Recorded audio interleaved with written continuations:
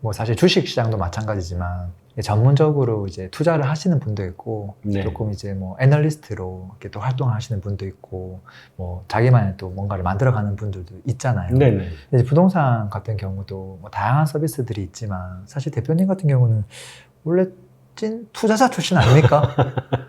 그렇죠. 저는 그 경매로 시작을 했고요. 네, 그러니까 사실상 투자는 크게 두 종류가 있는 것 같아요. 네, 하나는 정보 격차를 이용하는 투자가 있고요. 네. 하나는 이제 그냥 흐름에 대세를 따라가서 이제 수익을 발생시키는 뭐 이런 종류의 투자가 있는 것 같은데 저는 사실 이제 처음에는 정보 격차를 이용하는 투자, 뭐 네. 경매라든지 네. 공매 뭐 네. 이런 쪽을 이제 주로 했고 그 네. 중에서도 좀 특수 물건 네. 위주로 네. 이제 진행을 했었죠. 그러다가 이제 이거는 말 그대로 정보 격차를 이용하는 건데 캡 투자나 이제 아파트 투자 뭐 이런 거 토지 투자 뭐 이런 것들 이제 쭉 보다 보니까 아 흐름으로 가는 투자들이 있구나.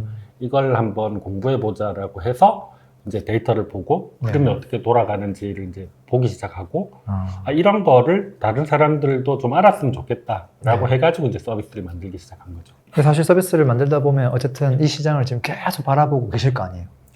요즘 뭐 예전처럼 이렇게 열심히 네. 보고 있지는 않습니다만 네. 계속 이제 살펴보고는 있습니다. 요즘 부동산 시장 어떻게 보고 계세요? 좀 뭐 간단하게 말씀을 드리면 네. 이제 폭락이 멈췄다 아, 정도로 저는 네. 보고 있는 상태고요. 물론 이제 지역별로 편차는 있죠. 지역별로 편차는 있는데 전국적으로 놓고 봤을 때는 폭락이 멈췄다. 다만 매매는 폭락이 멈추는 상태지만 아직 이제 매매보다는 전세가 조금 더 상황이 안 좋은 것 같다. 아, 또 매매하고 전세는 이제 상황이 또 다를 수 있다. 네네. 전세가 조금 더 안 좋은 상황이다. 네. 전국적으로 네. 이게 좀 편차가 발생하는 거가 사실 꺾여서 떨어지기 시작한 시점이 거의 비슷해요. 21년도 하반기, 뭐 네. 10월, 11월, 뭐 이쯤부터 해가지고 서울을 비롯해서 거의 대부분의 지역들이 이제 하락으로 21년도부터 이제 접어들었는데 그 중에서는 좀 뭐 이렇게 좀 빠르게 매매 가격이 회복되는 그런 지역들도 있고 네. 그리고 실제로는 뭐 이렇게 회복이 그렇게 빠르지 않은데 네. 그럼에도 불구하고 이제 사람들이 착각하는 지역도 있고 뭐 대표적으로 저는 이제 서울 같은 경우가 아직 이제 이게 완전히 회복하고 있는 그런 상황은 아닌데 네. 네. 네. 여러분들이 관심 가지고 있는 아파트들에서 거래가 이제 조금 되면서 종전의 최저 가격보다는 조금 이제 오르다 보니까 네. 아 이제 가격이 뭐 이렇게 좀 회복하나 뭐 이렇게 생각하시는 분들이 많이 계신 것 같아요. 근데 이제 네. 전체 서울 평균을 놓고 보면 네.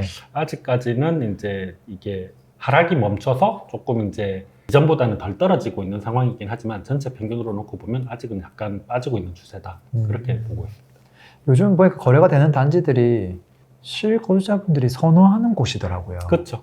뭐 학군도 괜찮으면서 네. 대단지면서 약간 뭐 준신축이면서 이제 그게 이제 결국은 실거주자분들이 이제 거래를 그냥 조금 이제 시작했다 네네. 정도로 이제 조금 보이기도 하는데 네. 근데 그러다 보니까 뭐 지표상으로는 뭐 미분양도 조금 줄어들기도 하고 네. 또 거래량도 지금 뭐 과거보다는 네네. 늘었다고 하고 좀 그러더라고요. 네. 좀 이런 미세한 분위기는 어떻게 좀 보고 계세요?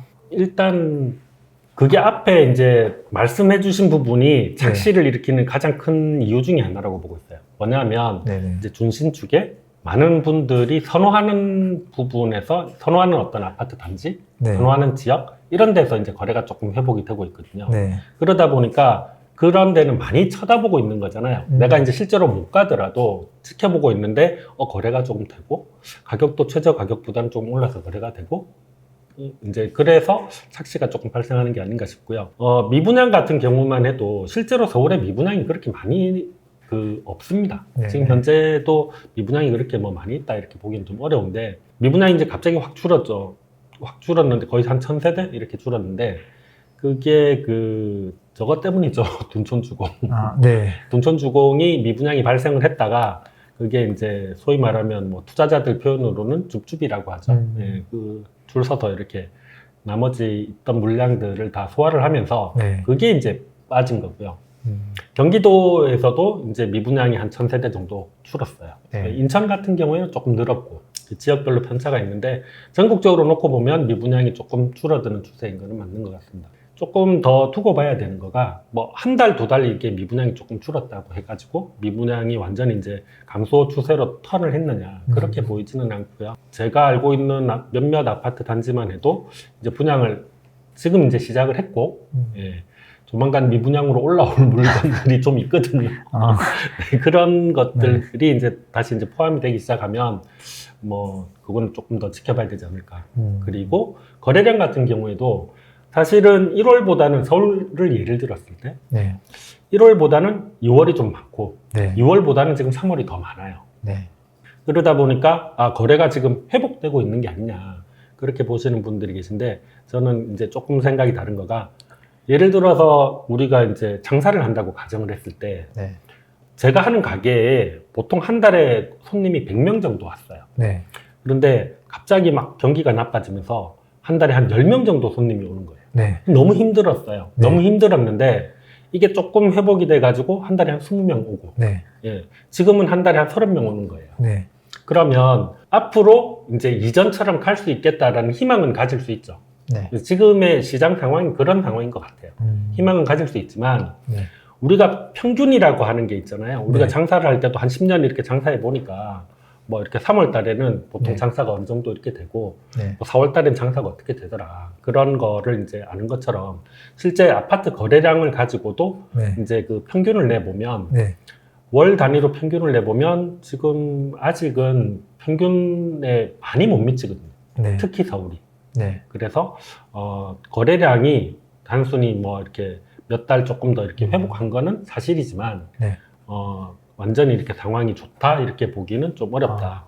보시는 화면에서 네, 면으로 처리가 된 부분이 있고 선으로 처리가 된 부분이 있어요. 네, 네, 지금 이제 제일 오른쪽 이제 수치들이 보이실지 모르겠는데 보시면 이제 선으로 표현된 게 그 달의 실제 거래량이고 네, 그 한참 위에 있는 면으로 표현된 부분이 그 달의 평균 거래량이에요. 그러면 이제 지금 5월달 같은 경우에는 시작한 지 며칠 안 됐기 때문에 당연히 거래량이 뭐 얼마 이렇게 안 들어왔을 거고 지금 요 끝에 살짝 이렇게 올라간 부분이 네, 평균에 비해서는 많이 좀 낮은 편이지만 이전에 완전 바닥일 때보다는 지금 올라온 거죠. 네, 네, 그러니까 이제 서울 같은 경우에는 거래량이 많이 될 때는 한 15,000건씩 거래가 됐거든요. 네. 근데 지금 뭐 한 2,000건. 아, 그게 뭐. 지금 뭐 이럴 때 말씀하시는 거죠? 그렇죠. 예. 이럴 때. 네.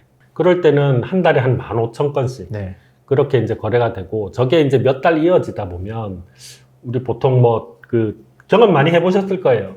부동산에 딱 들어갔는데, 소장님이 이미 전화기 붙잡고 있고, 뭐 좀 여쭤보러 왔습니다. 이렇게 하니까 명함 네. 가지고 가세요. 뭐 이렇게 네, 하면. 네. 뭐 그런 상황들이 이제 저런 시기에 발생을 하는 거죠. 그러면 거래가 많이 될 때는 한 15,000건 혹은 이제 10,000건 이상씩 거래가 되다가 네. 지금 이제 뭐 한 2,000건, 3,000건 이렇게 거래가 된다. 그러면은 이게 시장이 앞으로에 대해서 희망을 가질 수는 있지만 네. 회복했다라고 보기는 어려운 것 같고 지금 최근에 몇 건이죠? 3월 달에? 3월 달 같은 경우에 한 2,700건. 2,700, 3,000 가까이 되네요. 네네. 과거 최고로 거래 많이 됐던 거 대비 한 5분의 1 수준이네요. 네네. 근데 저 때는 사실은 완전 호황기잖아요. 그렇죠. 저기를 가지고 비교하기에는 조금 그럴 것 그쵸. 같긴 하고. 그래서 그 그쵸. 3월 달에 평균 그쵸. 값이 있는 거죠. 그게 어느 정도라고 지금 할까요? 7,158건. 저 평균이 네. 호황기가 대부분 다 차지하고 있잖아요. 저 평균에. 아, 저게 이제 10년치이기 때문에 그러긴 하죠. 그 10년치에 보면 이제 평균보다 많이 내려가 있는 것들이 이제 들어가 네. 있는 거죠. 네, 네. 우리가 보통 이제 뭐 3월 달이나 아니면 이제 10월 달 이렇게 이사철에 네. 이 거래량들이 좀 많거든요. 근데 네, 네. 이전 기간 동안에는 이 거래량들이 네. 좀 내려가 있다가 지금 이제 이거 전체 평균을 이렇게 계속해서 누적시켜서 만들어가기 네. 때문에 네. 이제 그렇게 크게 뭐 이 평균값에서 큰 차이가 발생한다 이렇게 보고 있지는 않고요. 그럼 지금 평균 대비는 한 40% 정도 네네, 3, 40% 보면 되겠네요. 정도 그렇게 보시면 됩니다. 7,000건에서 아까 2,700이니까. 네네. 네. 그래서 지금 현재 거래량이 회복된 지역들도 있어요. 네, 네. 그러니까 한번 비교를 해보시면 괜찮을 것 같은데 세종 같은 경우를 한번 보겠습니다. 아, 여기는 좀 빠르죠. 네, 그 거래량이 회복이 되고 있는 곳은 이제 어떤 형태로 회복이 되고 있는지 보시면 지금 뭐 2월 달, 네. 3월 달 해가지고 평균치보다 높게 이제 거래가 되고 있는 거죠. 네. 그래서 뭐 당연히 4월 달도 이제 평균치보다 더 높게 이제 거래가 된다고 보고 있고요. 4월 달 거가 아직 수집이 다 안 끝난 상태인데 네. 100%를 넘어갔으니까 네. 좀 거래가 좀 활발하게 이렇게 되고 있는 것 같다 이렇게 아. 볼 수 있겠죠. 일단 저 정도는 가야 네. 좀 시장이 정상적으로 이제 회복을 하고 있구나. 적어도 이제 평균선은 가야. 네. 네. 근데 아직 이제 서울 같은 경우에는 그렇다고 판단하기에는 조금 수치가 부족하지 않은가 이렇게 보고 네. 있습니다. 네. 좀 지역마다 좀 편차는 있네요. 네. 확실히. 혹시 대표님이 보시기에 뭐 입주 물량이나 거래량 말고도 우리가 조금 살펴봐야 될 것들이 많이 있잖아요. 네네. 좀 뭐를 좀 더 보면 좋을까요? 제 경우에는 사실은 이제 저희가 만들고 있는 지표인 시장 강도를 좀 중요하게 보는 편입니다. 아, 네네네. 서울을 놓고 시장 강도로 한번 살펴보도록 하겠습니다. 일단 제일 중요하게 보는 거가 제 경우에 네네네. 시장 강도고, 시장 강도라는 거가 뭐냐면 여기 이제 화면에 보시면 뭐 빨간색 선이 있고 파란색 선이 있고, 선이 이제 너무 많아서 좀 이제 보시기 복잡하실 수도 있는데, 시장 강도는 이렇게 보시면 돼요. 가격이 그 시점에 가격이 상승하는 강도를 수치로 표현을 했다. 그러면 이제 가격이 상승하는 강도가 뭐 한 200, 300 이렇게 올라가 있으면 그때는 시장이 많이 과열이 돼서 폭등하고 있는 그런 상황인 거죠. 네네네. 그리고 이제 저게 고점을 찍고 내려오고 있으면 이유는 모르겠지만 가격 상승의 힘이 점점 빠지고 있는 거예요. 그래서 보통은 이제 보시는 것처럼 실제 가격이 빠지는 것보다는 저기 시장 강도가 먼저 반응해서 이제 힘이 빠지게 되는 상황인 거죠. 여기에서 지금 시장 강도 수치를 보려면 저기 매매 시장 강도 저걸 봐야 되겠네요. 네네. 저게 지금 선으로 돼 있는 거죠? 네. 아, 그래서 선으로 네. 지금 보시면 매매 시장 강도가 뭐 한 290 이렇게 올라가 있는데 네네. 이제 굉장히 많이 올라가 있는 상태인 거죠. 그리고 저 시점을 잘 보시면 매매보다 전세의 시장 강도가 더 높게 올라가 있어요. 아, 지금 저 시점은 그렇네요. 네. 그러면 저게 통상 20년 12월인가요? 네네. 아, 저 시점 예시 네. 경우에. 네. 저게 그 매매 시장 강도보다 전세 시장 강도가 높다는 말은 매매 가격 상승의 힘보다 전세 가격 상승의 힘이 훨씬 더 높다는 이야기인 거거든요. 네, 네, 네. 그러니까 뭐 통상 시장이 이제 회복을 할 때는 이제 이런 상황이 발생을 합니다.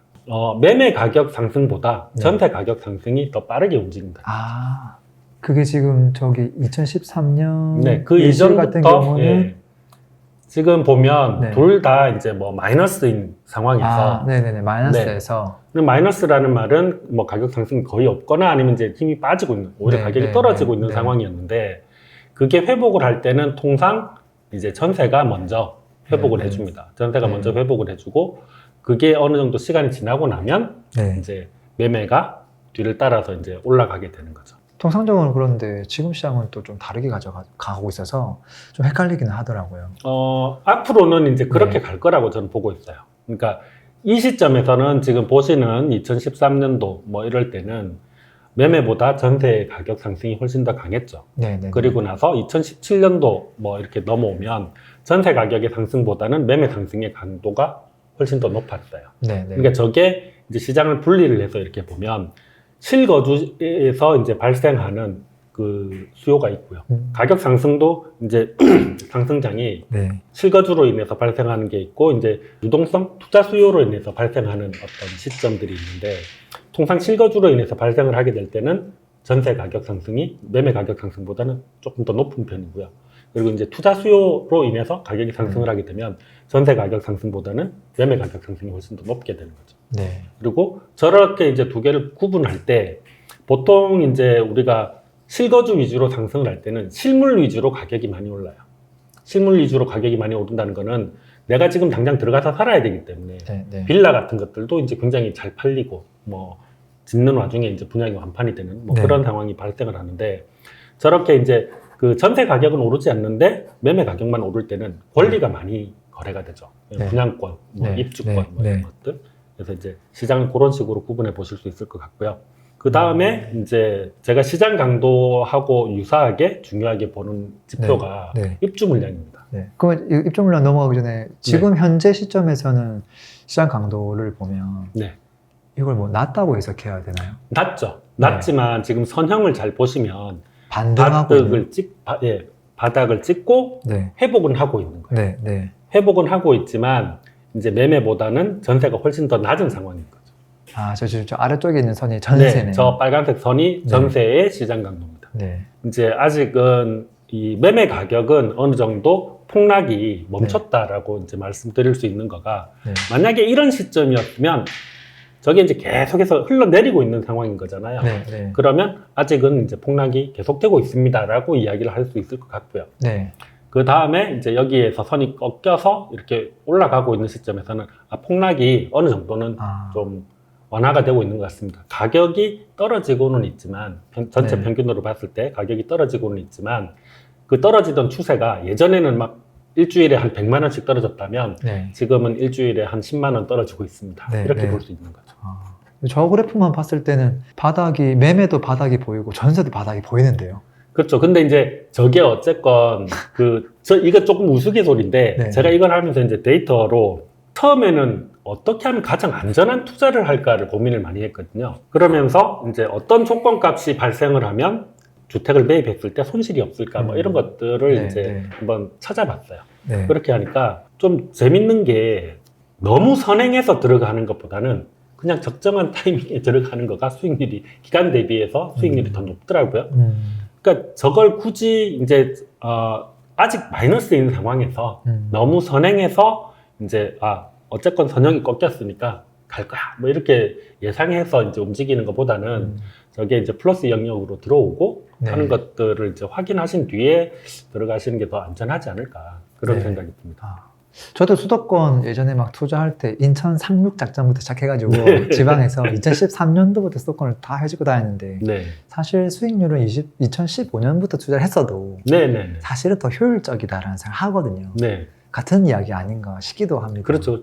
너무 투자하시는 분들이 성격이 급해서 너무 급하게 이렇게 네. 너무 이르게 들어가시는 경향이 좀 있긴 하죠. 근데 시장 강도라는 말을 사실은 이게 뭐 좀 처음 들어본 단어다 보니까 네. 구독자분들은 헷갈릴 수 있을 것 같은데, 어떻게 보면 약간 그 그래프에서 약간 기울기 같은 느낌도 약간 들기는 하네요. 네, 추세선이라고 네. 보시면 될 것 같아요. 아, 지금 현재의 수치가 어떻다 이렇게 당장 뭐 네. 그걸로 판단하는 것보다는, 네네네. 그러니까 지금 현재는 하락을 하고 있구나, 지금 현재는 반등을 하고 있구나, 네. 이제 플러스로 돌아섰구나, 아니면 뭐 이렇게 100을 넘어섰구나, 요 네. 정도만 아. 기준을 가지시면 될 거예요. 네, 네. 무슨 말인지 알겠습니다. 뭐 주식에도 보면은 뭐 121선부터 시작해서 수익선들이 네네네. 되게 많잖아요. 네, 이제 그런 것들을 좀 이해하기 쉽도록 도와주는 거라고 보면 되겠네요. 네, 야, 근데 또 많은 분들이 궁금해하는 게, 지금 뭐 이게 뭐 바닥이냐, 이것도 뭐 궁금해하지만, 이게 혹시 수도권이랑 지방이랑 다른 거 아니야? 뭐 수도권은 올라가고 지방은 그냥 계속 떨어지는 거 아니야? 뭐 이런 또 생각하는 분도 있기는 하더라고요. 네, 네. 뭐 이게 뭐 양극화 된다, 뭐 그런 이야기도 있고, 좀 세게 이야기하는 분들은 지방 소멸, 뭐 이런 이야기까지 하는 사람도 있고. 대표님은 이런 건 어떻게 보세요? 저 아는 분이 흔히 하는 말인데, 네. 계란 노른자, 이제 사실은 노른자면 이제 핵심 지역이죠. 이제 수도권으로 보면, 서울을 보면 뭐 강남이 이제 핵심 지역이 될 거고, 네. 그러면은 서울에서도 핵심 지역이 있지만, 만약에 네. 이제 서울의 핵심 지역을 못 가면 네. 부산에도 핵심 지역이 있단 말이에요. 네. 해운대라는 핵심 지역이 있으니까. 그게 이제 뭐 지방이 당연히 수도권에 비해서는 데미지를 입겠죠. 장기적으로 뭐 그렇다라는 추세 자체는 아무도 부인을 못 할 거예요. 하지만 지방이 다 동일한 그런 조건을 갖추고 있는 건 아니거든요. 부산하고 대구하고 인천하고 뭐 쉽게 말하면 평택도 지방이잖아요. 네, 맞아요. 그러면은 평택이나 뭐 이런데 앞으로 투자가 많이 들어간다고 하는데 네. 지방이 소멸될 거냐? 경기도 화성이나 동탄 뭐 이런 데는 지금 인구가 계속 늘고 있는데, 네. 예. 그러니까 지방이라고 해가지고 전부 다 뭐 이렇게 안 좋은 영향을 받겠다, 이렇게 보기는 좀 어려울 것 같고요. 당연히 그냥 전체 평균을 놓고 봤을 때 네. 지방보다는 서울이 더 유리하겠죠. 예, 그거는 뭐 부인할 생각이 없고요. 네. 근데 이제 지방에서도 지방별로 편차가 있어서, 네. 앞에 이제 잠깐 세종을 이제 보셨지만 좀 빠르게 이제 회복을 했단 말이에요. 네. 떨어지는 건 뭐 비슷비슷하게 다 떨어지기 시작했는데, 네. 회복을 이제 좀 빠르게 하는 이유가 이게 규모가 작기 때문이라고 보고 있어요. 그러니까 동네가 작으니까 빨리 많이 떨어졌다가 이제 좀 빠르게 회복을 하고 있는 거죠. 네. 마치 이렇게 뭐 우리 밥을 하는데 큰 솥에다가 하는 게 아니라 네네. 조그만 냄비에다가 덜어가지고 뻑 끓이면 금방 끓으니까. 네네네. 딱 그런 느낌인 거죠. 네. 그래서 서울 같은 경우에는 저는 아직 이제 조정이 다 이렇게 끝난 상황이다라고 판단하기 좀 이르다라고 보고 있어요.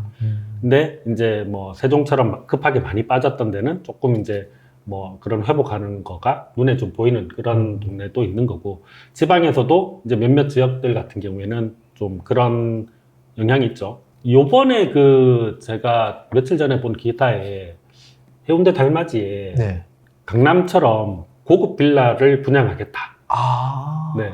뭐 이렇게 수십억 하는 빌라를 네, 분양하겠다. 뭐 이런 이야기가 있더라고요. 그게 그 만약에 통한다면 네.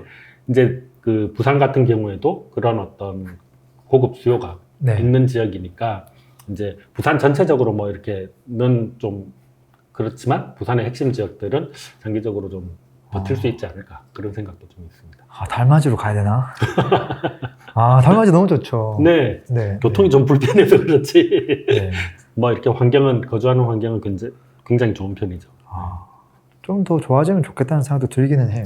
계속 좋아지고 있긴 하지만. 네. 아무래도 뭐 이렇게 이 수도권으로 계속 집중이 되는 거가 이제 국가 전체적인 어떤 맥락에서 봤을 때는 좀 문제가 있으니까, 지방에서도 이제 좀 괜찮은 지역들은 계속 지원해서 좀 살리는 그런 방향으로 진행이 됐으면 좋겠다, 뭐 이런 개인적인 희망사항이 있습니다. 근데 사실 장기적으로 봤을 때 당연히 뭐 지방보다 뭐 서울이나 이런 지역이 뭐 장기적으로 봤을 때는 좀 더 치고 나갈 거라는 건 다 생각을 하는데, 그렇죠. 지금 이제 최근에 이제 바닥에 뭐 하락을 하고 이제 뭐 이게 바닥이냐 아니냐 이런 상황에서 이게 미분양 감소도 수도권이 좀 더 빠른 것 같기도 하고, 네. 뭐 세종은 약간 좀 특별한 케이스인 것 같기도 네네. 하고, 이게 여기는 지방은 아예 반등이 안 오는 거 아니야? 뭐 이런 생각도 하더라고요. 그러니까 가능할까요, 그게? 그러기는 어렵죠. 그러니까 이제 지방이 어떤 지방이냐에 따라서 다를 거라고 저는 이제 보고 있는데, 뭐지 광역시급 정도라고 봐야 되죠. 광역시급 정도라고 보면 이제 아무래도 이 양극화가 좀 더 빠르게 진행이 될 가능성이 높죠. 그 도시 내에서. 네. 네. 그러니까 인구가 줄어들고 있는 상황이기 때문에 점점 더 뭉쳐지게 되는 거예요. 예전에는 이제 뭐 여기도 중심지, 뭐 여기도 부자가 살고 여기도 부자가 살고 이렇게 했었다면, 그게 이제 점점 더 이렇게 좁혀지는 거죠. 그 영향들이. 부산이니까 예를 들자면, 옛날에는 부산에서 부자들이 많이 산다 이렇게 하면 대신동 뭐 이렇게, 아니면 남천동 뭐 이런데 뭐 왜 영화에도 나오잖아요. 그것도 있었고, 심지어 영도에도 네네네. 거기에도 부자들이 살았다 이야기도 많이 했었어요. 네, 영도에도 있고 송도에도 네. 그 선박 운영하시는 회사의 네. 대표님들이 이제 좀 계시고 이래서 여기저기 이렇게 뿌려져서 이렇게 지냈는데, 요즘은 안 그러거든요. 지금 완전 빈집 이야기 나오고 있죠. 네, 특히 지금은, 영도도 마찬가지고. 네, 그게 이제 해운대로 밀집이 되고 있는 거죠. 그러니까. 네, 옛날에는 부산의 동네가 명문학군이고 네. 또 이제 뭐 이렇게 좋은 지역이었다라고 하면 그게 이제 점점 더 해운대로 몰려들고 있는 것처럼, 대구도 마찬가지잖아요. 네. 대구도 이제 뭐 여기저기 이렇게 좀 괜찮은 이제 지역이었지만, 그게 이제 완전히 딱 수성구에 또 특정 지역으로 완전히 밀집이 돼버리는 그런 네. 현상들이 발생을 하기 때문에 지역 내에서 그런 양극화가 먼저 이제 발생을 하게 되지 않을까, 그렇게 보고 있습니다. 앞으로 향후 부동산 흐름은 좀 어떻게 갈 거라고 보세요? 앞에 이제 이야기했던 것처럼 네. 조금 규모가 작은 지역들 같은 경우에는 아무래도 이제 회복이 조금 더 빠를 수 있고, 그리고 지역별로 현재 그 분양 물량들이 편차가 좀 심해요. 네. 특히 이제 재개발을 많이 이렇게 진행했던 그런 지역들, 네. 그리고 이제 뭐 관리 처분까지 나가지고 이거는 분양을 해야 될 그런 어떤 상황에 있는 그런 지역들도 많이 있기 때문에, 네. 그런 동네들 같은 경우에는 좀 시간이 걸리겠죠. 입주 물량들이 이제 계속 그게 돌아가니까. 그런 게 어느 정도 지금 조절이 되고 있는 상황인 것 같거든요. 올해 지금 착공 물량들도 많이 줄어들어 있는 상태고, 네. 그러니까 이제 인허가 물량도 줄었고 착공 물량도 좀 이제 줄어드는 기미를 보이기 때문에, 아무래도 그 올 연말쯤 되면 그게 이제 더 심해질 거라고 보고 있어요. 뭐가 더 심해져요? 일단 PF가 거의 막혀 있는 상태이기 때문에 네. 이제 새로 뭔가를 이렇게 진행하기가 굉장히 부담스러운 거죠. 네네. 그래서 그 공급 물량이 이제 앞으로 향후에 좀 많이 이제 줄어들 거라고 보고 있고, 그럼 이제 자연스럽게 지방에서도 그런 이제 공급과 수요가 어느 정도 밸런스를 찾아가게 되지 않을까 그렇게 예상을 하고 있고요. 다만 이제 서울 같은 경우에 네. 그 한 가지를 언급을 하고 넘어가고 싶은 거가, 현재 서울에 이제 저희가 지금 화면 잠깐 보시면 네. 입주 물량이 계속 이제 부족한 걸로 나오거든요. 네네네. 네, 입주 물량이 계속 부족하고 줄어드는 걸로 나오는데, 네. 실제로 저희가 여기에 이제 추가하지 않은 그런 그 공급 물량들이 있어요. 후분양인 거죠. 후분양 물량이 한 15,000, 2만 이렇게 있거든요. 네네. 이게 그 저희는 저기에 제공하는 거가 확실하게 딱 분양되는 거를 기준으로 삼아서 제공을 네. 하고 있기 때문에 후분양이다 보니까 이게 넣을 수가 없어요. 며칠 전에도 뭐 용인에도 플랫폼 시티 뭐 후분양 빡한 거 이런 것들이 다 포함되는 거잖아요. 네네.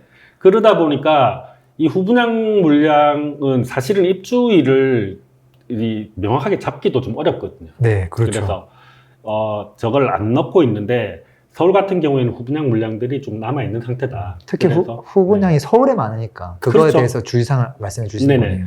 특히 이제 서울이 후분양이 많기 때문에 저기에서 제공되는 숫자 뭐 이런 것들만 뭐 보고 뭐 아주 물량이 적다 이렇게 생각하실 필요는 없을 것 같고요. 다만 지금 올 하반기부터 해서 내년까지 해가지고 지금 그 건설사들이 착공 들어가기가 굉장히 어려운 상황이에요. 네. 그러다 보니까 장기적으로 3년, 4년 뒤에는 물량이 아무래도 이제 좀 많이 조절이 되지 않을까. 네. 더 이상 이제 사업 진행하기가 이제 쉽지 않은 환경이다 보니까 그런 것들은 어느 정도 보고 진행을 하시는 게 좋지 않을까 싶습니다. 또 그때 되면 또 지금과 다르게 또 입주 물량도 좀 더 부족해지는 그런 네네. 현상도 좀 올 수 있겠네요.